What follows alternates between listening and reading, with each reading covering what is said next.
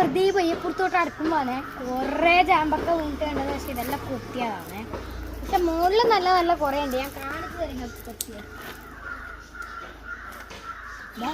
ഇത് പച്ച, ഇത് പഴുത്തതാണ്.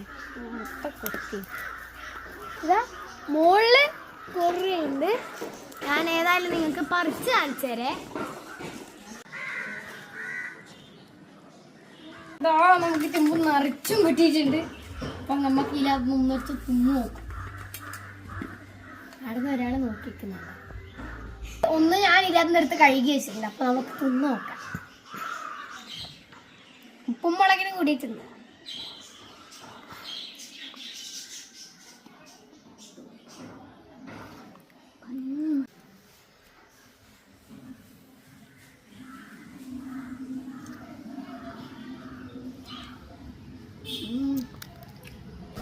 എരിവും ഉപ്പും മധുരവും